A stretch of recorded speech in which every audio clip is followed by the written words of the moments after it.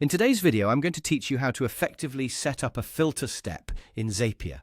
If you've ever wanted to refine and streamline your Zaps for more precise automation, this is the right place to be.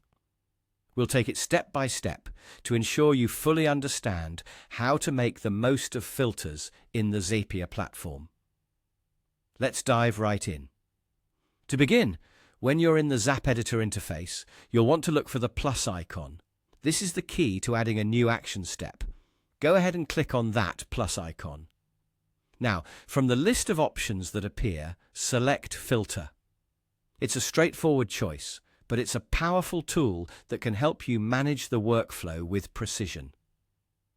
Once you've selected Filter, click Continue to proceed to the next phase.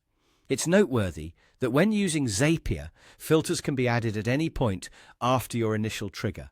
This allows you the flexibility to use multiple conditions to refine your workflow in the same Zap, giving you robust control over the automation process. Now, with your filter step added, it's time to customize your filter rules. This is done in the Filter Setup and Testing tab.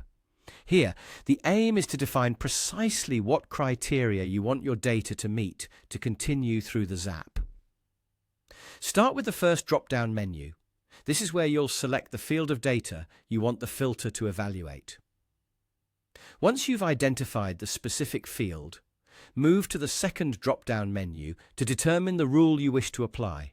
This could be anything from equals to contains, or any number of other logical conditions. Finally, in the third field, you will input the value you're comparing against. Make sure this value is accurate, as it determines whether the Zap will continue. Once everything is in place, click Continue to set your filter in motion. Finally, it's essential to test your filter to ensure it's working as intended. During this testing phase, Zapier provides you with some indicative results. If the test data passes the filter conditions, you'll receive confirmation that the Zap would have continued. This confirmation is visually marked with a green highlight on the left side and a reassuring green check mark at the top left, signaling success. Conversely, if the data doesn't meet the filter rules, you'll see a different confirmation indicating that the Zap would not have continued. This step is crucial as it enables you to verify and adjust your filter setup as needed to ensure accurate and efficient automation.